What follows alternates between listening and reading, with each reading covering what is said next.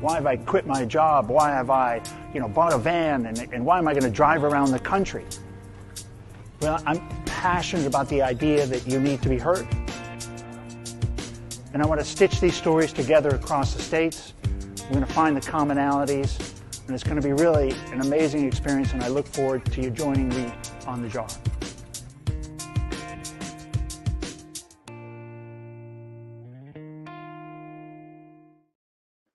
Good morning, everybody. Welcome back to Mental Health Today.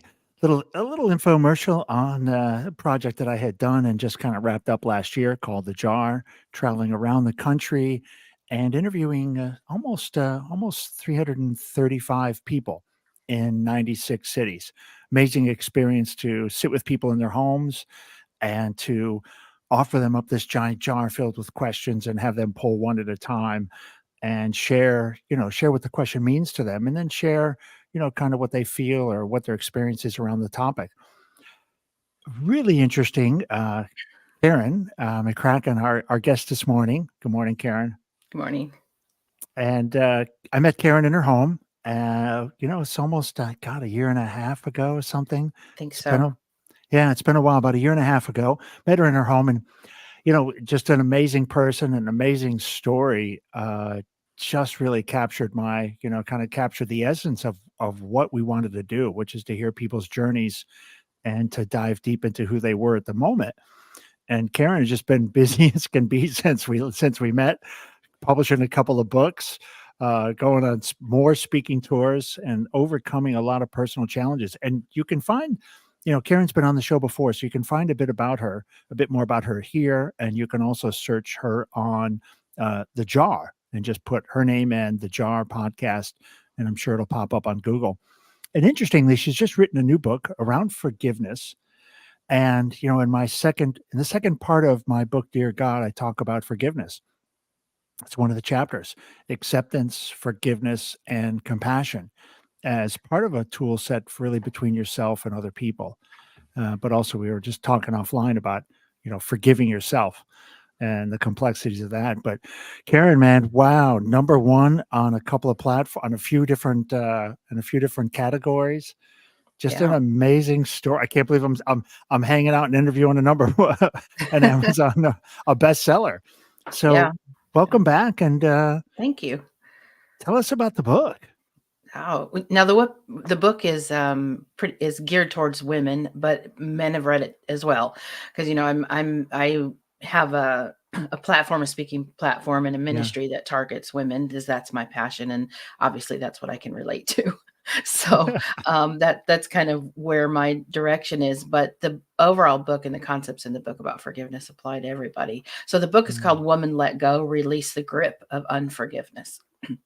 As I know in my life in the past, I think not forgiving other people or not understanding really what forgiveness is. And I'm a Christian, so in my faith, I mean, it's the foundation of Christianity, as it is a lot of religions. I mean, it is the core of, you are supposed to forgive other people. So no matter what your belief system is, but especially if you're a Christian, it's essential that you understand what forgiveness is, and that you learn how to give it to other people and to yourself. And there was a lot of time I really didn't understand what it is.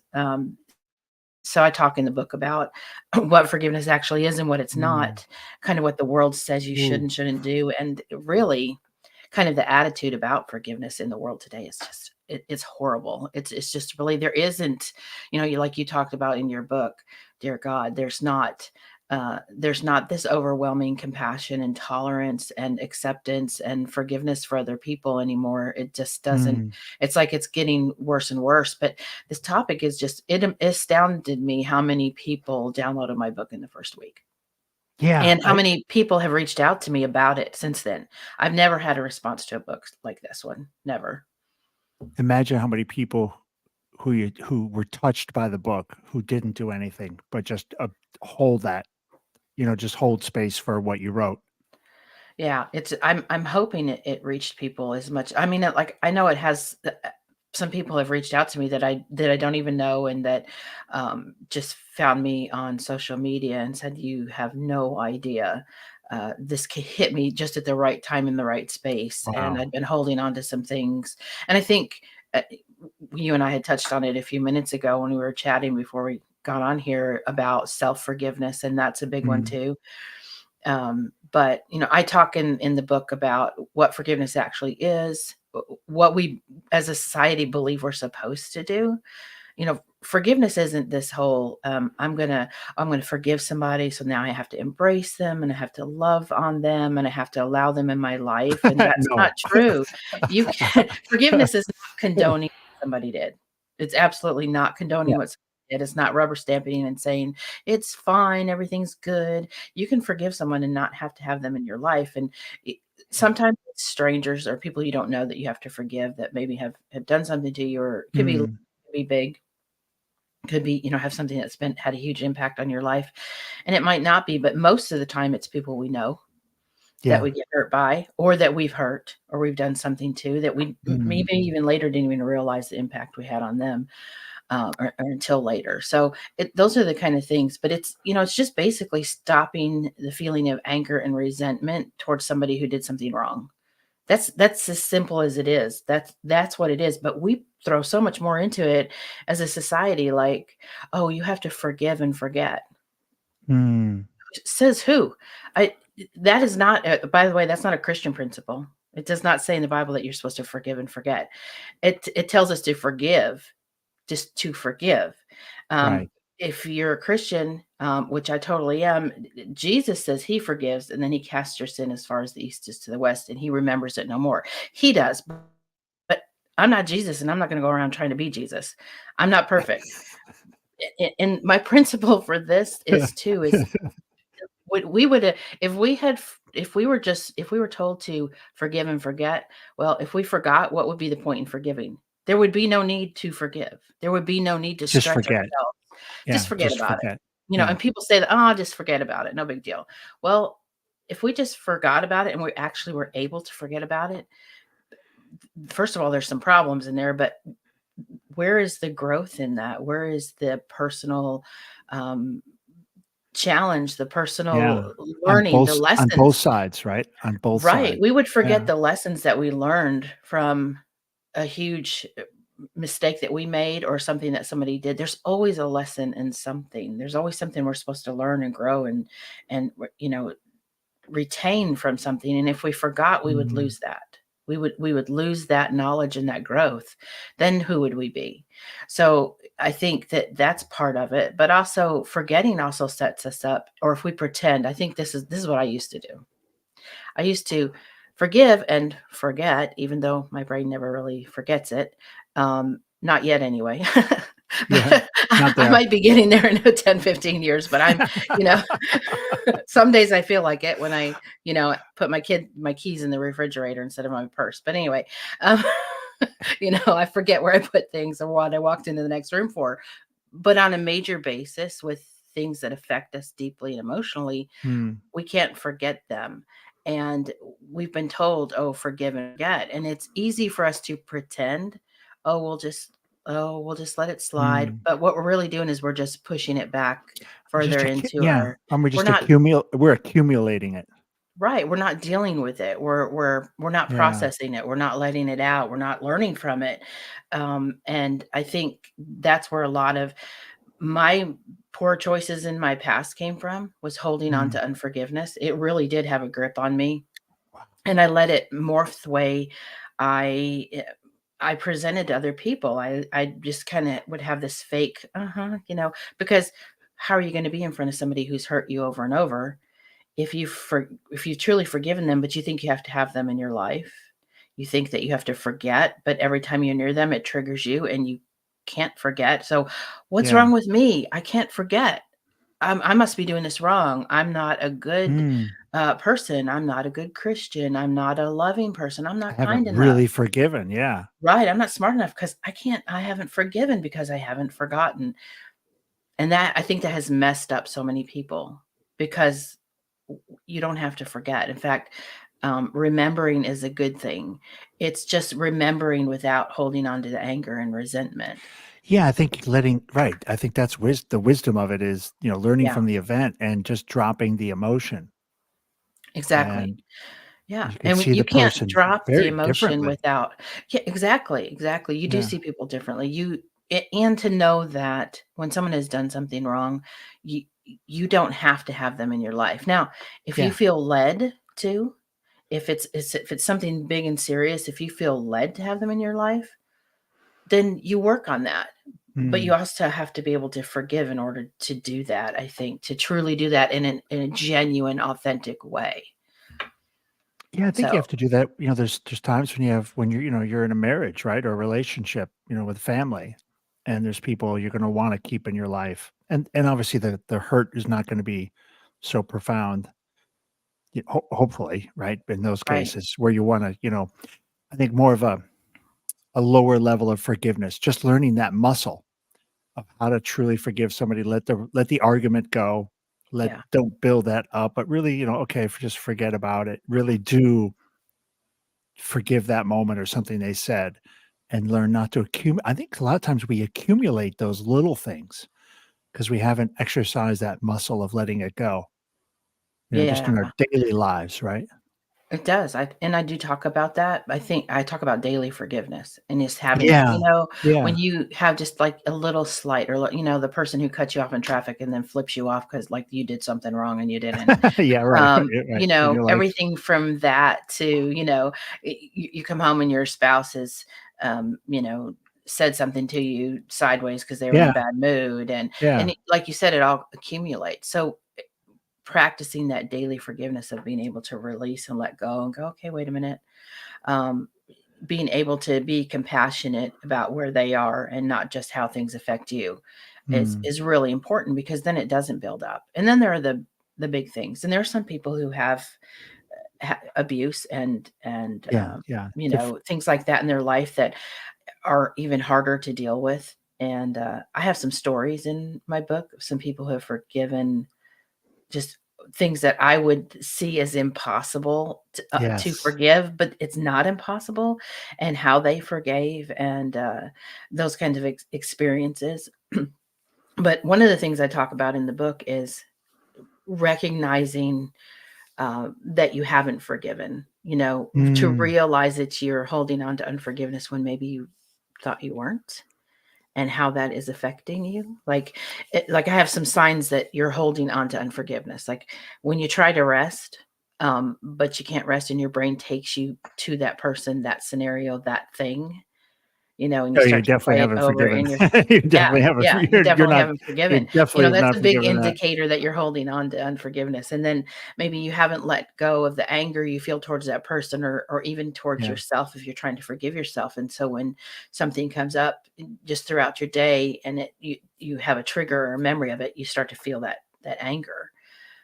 Or like if you say you've forgiven and it could be somebody who's in your midst or not in your midst every mm, day, but you easily just make insults about them, a little talk about them behind their back, participate in a little gossip about them, have derogatory remarks, ooh, just little things that you think are funny, but in this they sound like sarcasm, but they really have a little jab to them, and I think ouch, yeah, spouses are good at doing that to each other. yes, Yeah, and that ooh. means there's a little seething underlying anger and resentment from unforgiveness there, you know? Oh, that's just so clever to pick that up, right? Because I would have missed that. That's Yeah, a I real mean, thing. it's a very real thing, and anybody who's been in a relationship probably can recognize that if they think about it, you know? Hang on one Okay, second. sure. I'm passing baby monitor responsibility. Uh-huh. Uh-oh. I'm Grandpa mode, right? I was in grandpa mode there. I had to clock in. I was 2 timing my work. Good hey, good use of your time. Absolutely. So I was watching, so I had the baby monitor there for a moment, and I was watching the little one squirm, and I thought, "Uh-oh, hope if he wakes up, this is gonna be an awkward moment." that's okay, we forgive him. I hope you forgive yeah, I hope you forgive me for interrupting, and we forgive him for waking up. It's Oh, life, that's okay. what was that journey like? I mean, yourself. I know for me, when I was, you start getting deep into a topic, you definitely touch on you draw into your own self. So, when you start writing about forgiveness, what did you learn about yourself? It's interesting because I did learn some places where I thought I had forgiven and I hadn't. Hmm. That's one reason I can speak pretty well on it. But I learned that just when you think that you've forgiven, and if that Mm. person or somebody says something about that person, like I said, if it triggers you to just kind of go Yeah, down yeah. this path, like, these scenarios in your head where, oh, I would have done differently, or if I could just meet that person now, this is what I would say to them. And you replay some sort of role in your head. And I realized that I have a bad habit of doing that. That where you just feel like you would be the successor, that you would be the one in the position of control and have the last word, and so Right. that sort of Yeah. thing, whether your jam is to cuss somebody out, or just to tell them off, or just ignore them and just kind of make a point of it. I Yeah. think that doing I learned that about myself, and so I've gone through this kind of whole um, kind of brain and intellect thing where I have to tell myself, I literally tell myself no scenarios. When I start down a path, I have to stop. I stop and I tell myself no scenarios, and I'll do something else to just To to cognitively to switch my break the thought. focus to Yeah. something Yeah. else. A lot of times for me, I'll pray, or I'll read a scripture, or I'll pick up a book and read, or I'll walk and put on a podcast and I'll listen to the jar. Um, Awesome. so, just something to immediately switch my brain, because that's the way I work. And so, but I've learned that, so I have to tell myself no scenarios, no scenarios. I And have I have heard that that's so important, is to break that, is to not entertain those thoughts, whether mhm, whether it's whatever the negative thought is, right? So whether, if even if it's outside of forgiveness, but when you start going down that track of replaying something, or trying to, or a negative thought about yourself, is don't entertain, or especially revenge or getting even or something. right. Stop it. Don't entertain it, because you are creating that scenario. Right. You're creating, you'll go back to that scenario in your Yeah, head. you It's yeah, really you're re I say, satisfying to you. And yeah, then and the you'll never, emotion is there. right.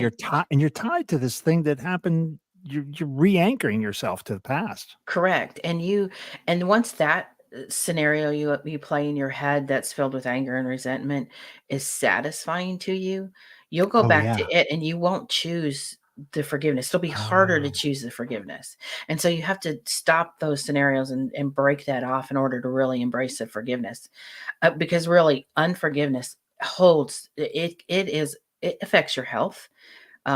It affects your mindset. It affects the decisions that you make. mm, It affects how you present to other people and what relationships you can have. So, I mean, it's a whole, it can be a whole big snowball of things that get bigger and bigger in your life and affect you in a negative way. And I think we have a tendency when we play out those scenarios in our head that if we were just on the edge of forgiving, that we just take it back. Or the next time we really haven't forgiven, mm. if let's say your spouse did something and you forgave them, and then the next time they do something, then you throw it back up in their face. You You really probably haven't let haven't go of you that. probably haven't forgiven. You really haven't let go of that. You have to be, it's interesting because, so I'm gonna share a biblical Yeah. principle for you that I learned when I was researching all this. So I Oh, yeah. researched and I found this rabbi who was talking about forgiveness. And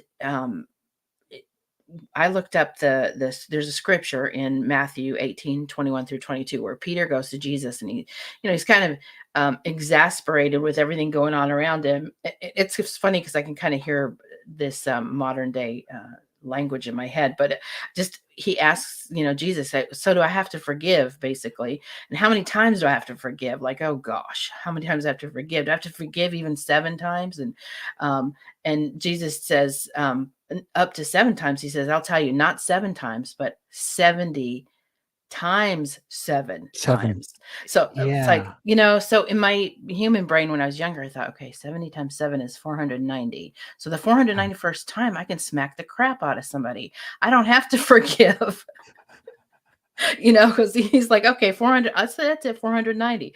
But the biblical principle there is that first of all, seven is considered in Hebrew is the um, a number of completion and forgiveness. So a lot of scholars go back to, okay, well, he said 70 times seven. So he's saying basically infinitely, Infinite. just Okay. infinite, forgive an infinite number of times. But also, I heard this rabbi and I went out and researched and studied it. But it's not just that. So Hebrew is an alphanumeric language. So basically, for every letter, there's a corresponding number, and the numbers can be put together and they mean certain things. So far Hmm. more intricate and deep language than English.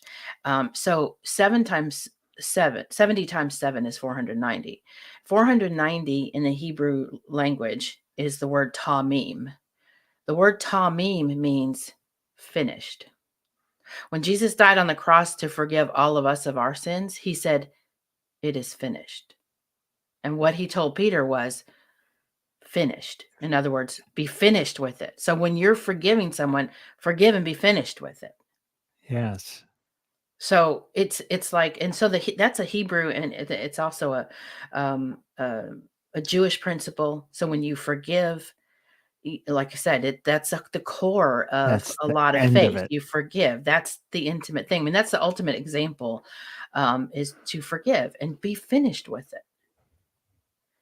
But we don't do that. I mean, you just look around the world today, and people will Mm. grab a hold of any type of thing that's happened, and we're told instead of forgiving in any way, oh, don't get mad, get even.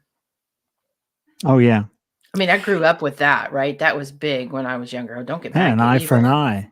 An eye for an eye, which is a an Old Testament principle, not a New Testament principle. So Yeah, if you're, yeah. but it's still, people will grab a hold of anything that feels good. So it feels better in your brain to go, an eye for an eye. Yeah, it sounds fair. I'm going to do that. Yeah, that sounds fair. But forgiveness isn't about fairness, I mean, it's ultimately about yourself, right? I mean, it's right? letting. It's letting, Do you think having on a your hold of deathbed? you. Do you think when you're having your last breath? I mean, just kind of like a Jesus moment, like all of us. I don't think you have any hate and anger at the end, right? You don't. I don't think that's what you're thinking about. Can you I. imagine? I don't Yeah, think I so. don't think your last thoughts are, if I'd only said this. Right, I'm going through a scenario. "Oh, I would feel so much better," or, "If I could Like just you're come back to life, I'd go tell somebody off." That's probably not what you I would just do. don't think that's what you're doing. No, no, it's not. So you I there's maybe this are complete and you have let everything go. So why wait till the end? exactly. Well, it's a freeing. It is so freeing It's that's kind to of what I was maybe release. trying to say. It's so freeing. Right, it really is. I have this quote that I like, and I have it here, so I'm gonna read off of it. It's by Lewis Smedes, and he says, "To forgive is to set a prisoner free and discover that the prisoner was you." You. Wow. Yeah. And then there's one by, a lot of different people have said this, so I'm not gonna, attribute it to one person. I could never figure out who actually said it, but, there's this other quote I like. It says, "Unforgiveness is like drinking poison." Um, Yeah. and is like you drinking poison and waiting for the other person to die. Just to die. Yeah. Yeah. This is one that's been around for Yeah, hard to long figure out who time. said I think and Gandhi originally said it, but I'm not sure. hmm, Seems like all roads led back to Gandhi on that one, but there were a lot of other people who quoted it. it's a it's a complex concept and I have to go back and actually read my book on it because it's been a while since I read the four parts to it. But I'm sure in there the key one was probably self-forgiveness. And Yeah. I if you haven't this is kinda like my love theory. If you haven't figured out how to forgive yourself, it's probably impossible to forgive somebody else. It's it, the thing is we're supposed to love other people the way we love ourselves.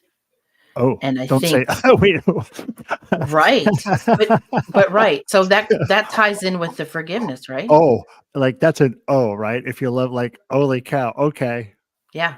So if you think about that, how much do you love yourself if you won't even forgive yourself? Okay, none of us is worth forgiveness. Let's be real. None of us is. We're not worthy enough. If we compare ourselves to what is expected of us or what we believe, God is calling us to do. We're not perfect. We're not good enough to do any of this. But that puts us all on the same level, doesn't it? That puts us Mm, all on the same playing field. So if we're told to forgive, which the Bible tells us to forgive, then we'll have the strength to do it. We're not going to be asked to do something we don't have the strength to do. A lot of people don't want to put the time and energy into it. They don't want to put the work because just mm. what you said earlier, it's about a self forgiveness and self love as well. And that's hard. A lot of people, I mean, you look at the world today, I think one of the reasons there's so much hatred towards each other, so much unforgiveness towards each other, is because people don't love themselves. So Oh, I'd how do you agree. extend I'd love agree. to other people when you don't even know how to love yourself? I mean, I'm not perfect by any means whatsoever, and I've got a lot of quirks, and I have met crazy things that I've mistakes I've made in the past, and I've had to come to a place where I realize, okay, that's fine, but I'm not the only one, and it's okay. I am just evolving. I am growing. I am Mm. learning. I'm a different person now than I was 6 months ago, than I was a year ago, Yeah. than I was 5 years ago. And I think that's the challenge is, are you growing for the better? Are you becoming Mm. wiser? Are you growing in your faith? Are you growing in your knowledge and what to do with that knowledge? And as you do, the compassion, you have to have compassion for yourself and get to a place where you are able to forgive yourself. And in that comes this self-love where you're like, oh, I Mm. okay, I get it. And when you get that for yourself, it's so much easier to extend to other people. Oh, yeah, yeah. That's why I love that, one of the questions in the jar, when was the last time you looked in the mirror in a deep stare and said, "I love you"? Yeah. And how awkward does that feel? Or does it feel natural? It You know? should feel natural, shouldn't it? It should feel warm and natural, but I think it's But still, like you said, if we stood 100 people, if we grabbed 100 random people off the street and asked them to look in the mirror and say, "I love you," mhm. Now, wouldn't that be fun to do though? what a Get one of great those big, street Megatron. experiment. Yeah, where you've seen all the different kinds of things where they Yeah. put a Megatron up there. Wouldn't that be great? Have a camera behind the mirror and just see people's We eyes, the difference of how Yeah, they look at themselves. yeah.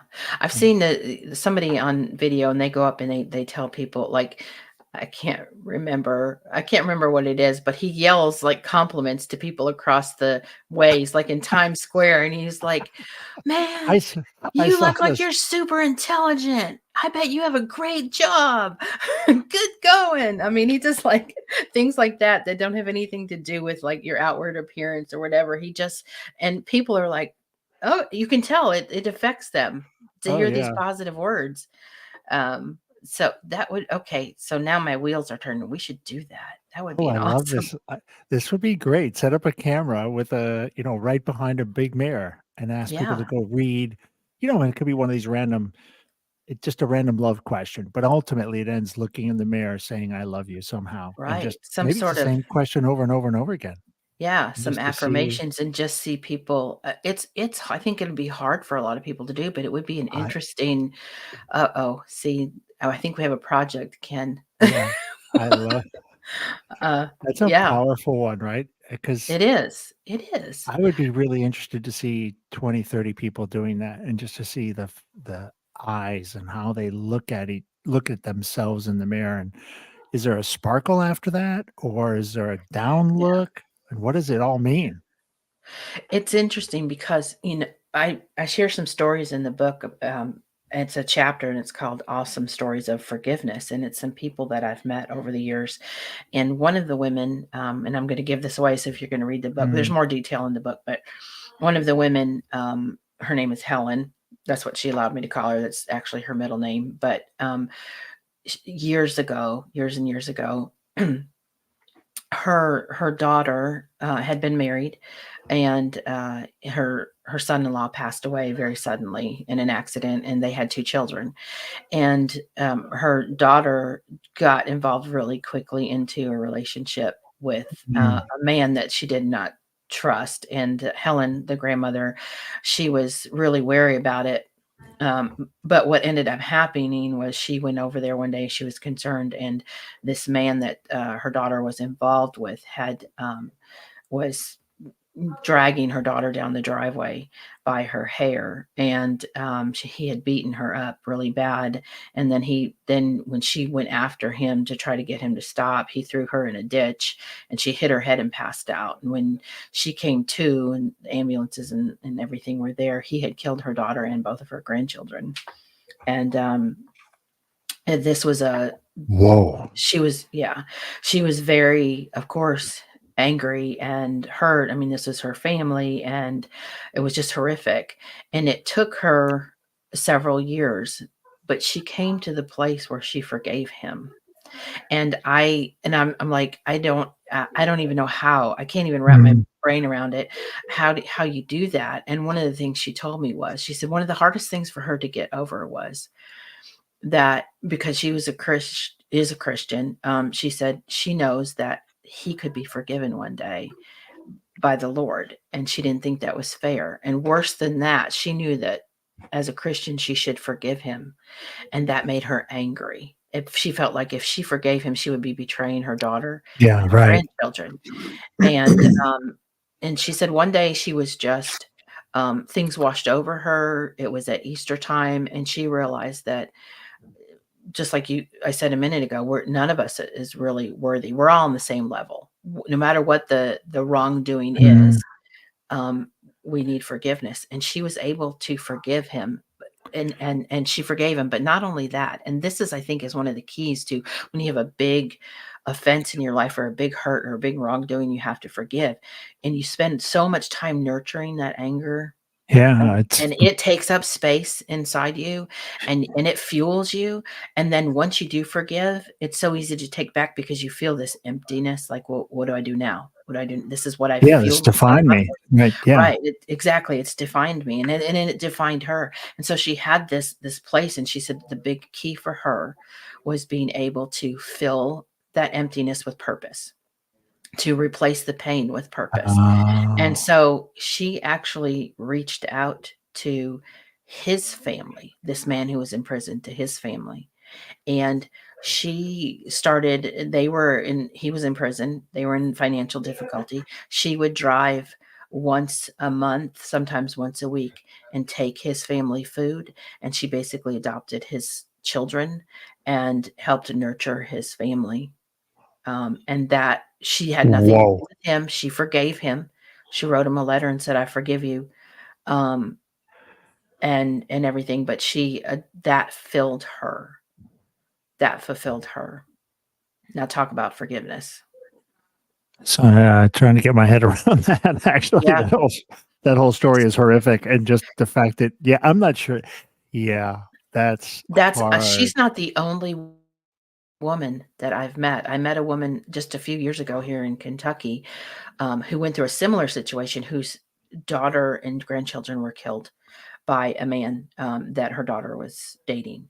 And she got up, and she was actually, I spoke at a conference about forgiveness. I was a keynote speaker, and she got up and did a little testimony about and it was just like, whoa, it wasn't exactly the same, but it was very Mhm. similar in how she had forgiven. And she had also kind of adopted the man's children and That's wife and took care wild. of them. So there's definitely something to it. I mean, this is not a random, like, one out there thing.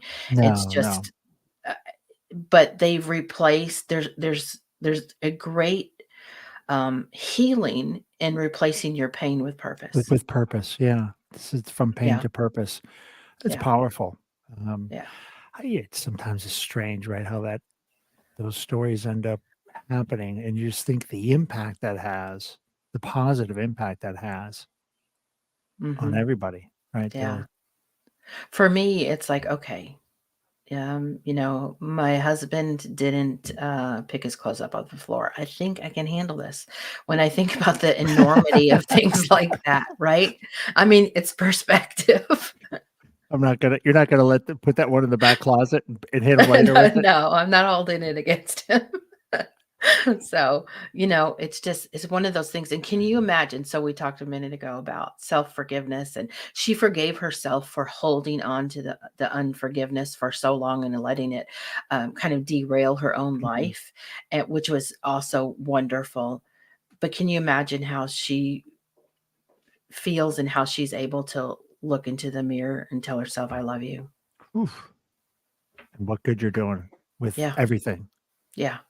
Um, and just like I said, the positive, right, to holding on, like she'd be a super powerful negative generator going around, right? Everywhere she Mhm. went, she would be an absolute Yes. dark cloud of energy. And now she's just this enormous light energy. And Yeah. she's and also turning that family into a light generating because they would see her forgiveness Oh, and she's just been a huge witness and a mm, testimony and a love for them that they yeah, and needed, that that they didn't even they're realize also how much they needed. victims, right? They're also victims in this, Exactly, exactly, exactly. and they They have their had own their anger and father ripped out of their life within, I'm sure the woman didn't even know he was having an affair on her, and I mean, there was a whole lot to it. It wasn't there's a lot just. going on there. Yeah, yeah. Whew, crazy. I So, mean, some of it the is stuff crazy. humans are wild, right? I mean, I think They are. one thing I definitely learned on the jar is we are capable of some of the most horrific things, and at the Yeah. same time, the most beautiful things.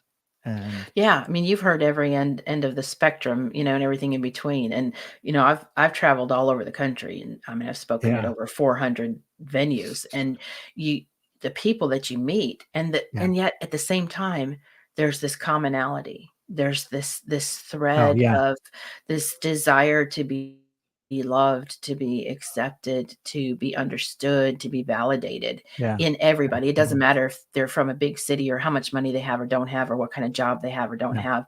It's common. yeah. And if people would understand we have so much more in common than we don't have in common. That's, we always start with the differences, it just Mhm. to when we want to, but I think when we get together, we try to find something common, right? Normal, like in normal social Right, situations. right, Um, relatable. Mhm. but when you're online or somewhere else, it's kind of funny how people go, right? Or other places, they look at, strangers and it's, how different they are. What's wrong with them? Well, And and we've come to a place in society and in where history is gonna mark us as the time in the world and time and generation that has decided that we should point out all the differences and they mhm. matter the most. That's where we are right now. It's, Oh, yeah. I and never thought about it like that. Yeah, we are yeah, the more different you become, the more, and we're just, getting closer and like we get more bananas to stand out. You gotta be even more yeah, bananas. yeah, Like you what? have to be so different and so wild, and let's make that our identity is, being different instead of understanding Mm. that, okay, we all know everybody's different. Everybody has some differences, but we have so much I more in common than that, and we're more on a level playing field, I think, than we think, although there are a few people I've seen that I don't know. Um, Yeah, the internet is filled with, people, with all with different kinds, but, with people with people. I do it's a complex thing, right? Because we are absolutely the same, right? I mean, even the Mhm, color of your skin is just not is just some, it's just pigment, right? And you get down to right, that we are absolutely the same, and we're all these spiritual beings just kind of inside these little meat suits, right, trying to figure out what it's like to, in this human experience. right, And to try to you're totally different. We're 100% unique. There's nobody like you. You don't need to point out you don't need to manufacture a difference. You're already super unique, but that's well also said. we're in this very, very common experience. Mhm, yeah, very common, and, I think it takes this type of compassion towards yourself and towards other people to understand Mm. that we don't have to point out those differences. And, Yeah. when you talk about forgiveness, the culture right now is saying, well, um, those differences are like something that is a badge of honor, and then other people get angry about it, and then there's this whole uh, tit for tat, back and forth, anger this, anger that, and there's no forgiveness going on there either for the predisposed ideas that people have, or Yeah. the indoctrinated ideas, or the things that people are learning on social media and internet because they're not being taught anything else. And I think the unforgiveness makes it worse, and it makes it easier Yeah. to, it's almost like people feed off of it. Like they want to Oh, there's a feed off of definitely those differences, and off of the anger that comes from it, and the resentment that comes from it. And like I said, it's just everywhere. There's it's a no super drug for sure. It's a super drug. it's a Yeah. high, I think. I It's a think it's a super high yeah, for it's a people. real Yeah. high, and Mhm. it's whatever the angry thing of the flavor of the month, right? And so now Right. we have a new flavor of the month on campuses where you got a lot of, angry people, Yes, and, and a lot of people not even understanding what they're angry about. They're just that's told to it be angry. it Yeah, doesn't matter what the real core issue is, as long as I get the feeling, right. Yeah, right? And if I'm just find anything that's, seemingly good to get behind, I will jump on it because I can be angry and I can be angry at somebody else and not look in the mirror and say, "I love you." yeah. That's interesting for you to say that too, about the high. Anybody who's listened to us before, we have a special needs adopted son, and he's been 27, or almost Mm. 27 at this point. But he's when he was younger, he would get very angry. It took us a long time to realize he would purposely do things to make himself angry, or to get anger, to pick a fight, because he had so much emotion inside, and he couldn't intellectually um, use the words. He Yeah, didn't have the yeah, words yeah, in a way to yeah, of really course. express how he felt. So he wanted to explode. So if he could justifiably get angry, throw something, break something, scream and yell, it was a high for him, and then he'd feel better for a few days. It's wild, right, when you recognize the pattern. Yeah. Yeah, and we he still does that occasionally, and that's something that we had to learn, but my husband and I had to learn, but that I had to, for myself, forgive, because the fact was that he didn't really understand why he was doing what he was doing. And, I mean, he'd broken my arm, given me a bloody nose, all this stuff. I mean, he was a little thing with a whole lot of energy, and a whole lot of, he was born fetal alcohol. Mm. His birth mother, fetal alcohol, and addicted to crack, and, all kinds of challenges. And so he didn't really know. And yet it was still took me time to realize, okay, I can forgive this, because it was very hard and very hurtful to Gosh, that's endure. painful.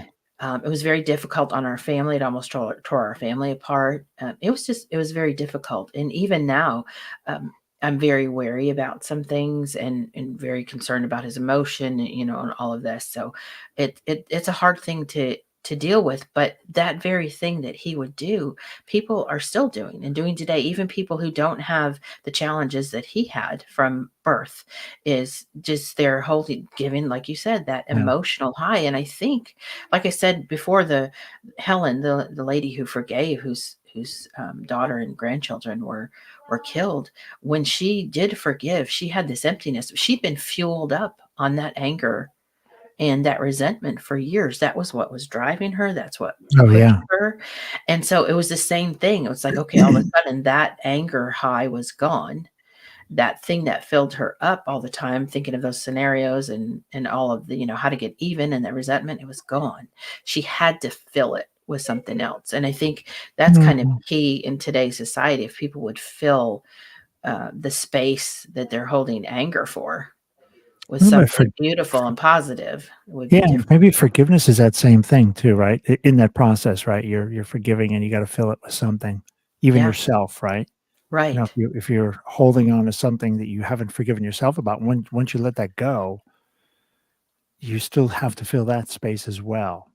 Yeah, are you always looking for something else negative to latch a Just to hold f of? Yeah. Or will you take your focus, pray into it, meditate on it, find something beautiful about yourself or something positive because you to have to fill find some yourself with right? instead of the negativity and that Yeah, unforgiveness for you have yourself. to find something you really like about yourself, you really Yeah. appreciate to fill Yeah. in the part that you were, holding on to. Oh, so I Mhm. didn't that's a it's kind of a good discovery for me.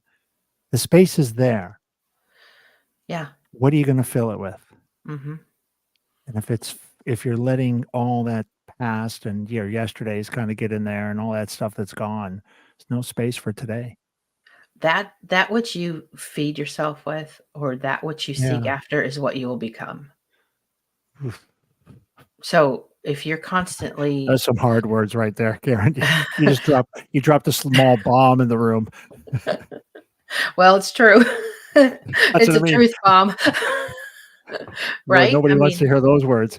You mean what I feed myself is what I become? So, oh, there's a guy, listen to some of these, these silly little 20-minute episodes of, not motivation, motivational, I guess, and I think it's Jim Rohn.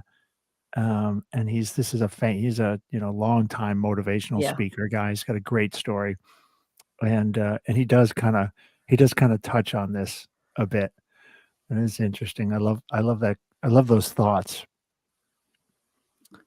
Um, yeah. Karen, awesome. Where do people find your book? Amazon, right? They can go to Amazon, they can get it at Barnes& and Noble, pretty much Okay. any bookseller will they can order it for you if they don't have it in stock. And then the Um, name of the book again? Woman, Let Go, Release the Grip of Unforgiveness.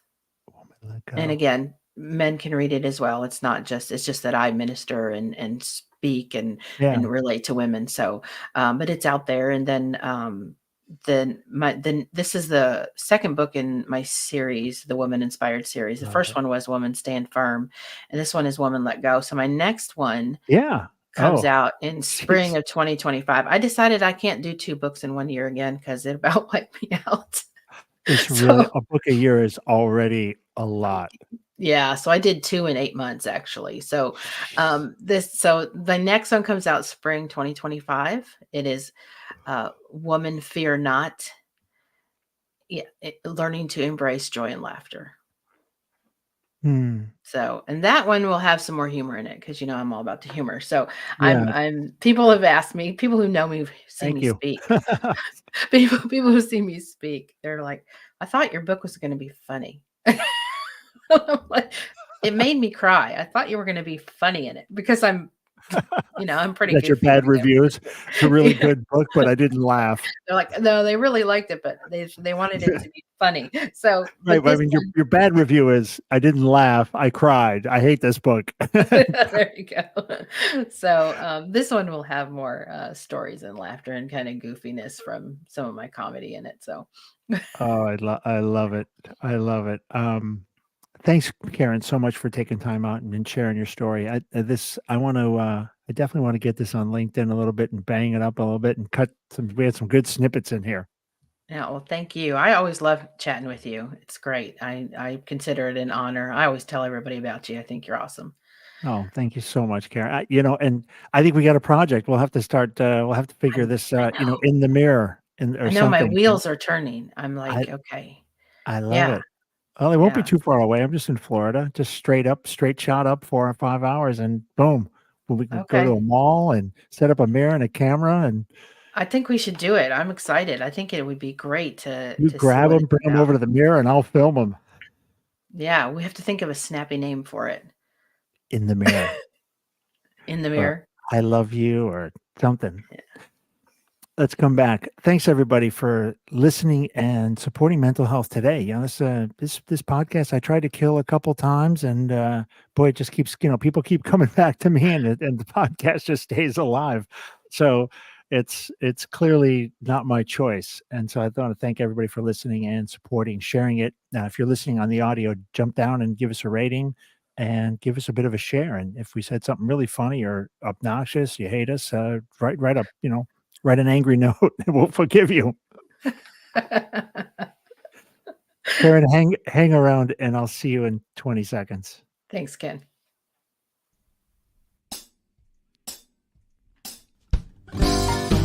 Yeah, loose, baby. But we're about to go and make this vessel with these great professionals at Public Glass. We're not part of the community, but we're from the outer family of glass blowing. Yeah, we're gonna go make a magical giant jar with optic lenses so that if you turn it, it changes all the time. So if you change the way you look at things, the things you look at change.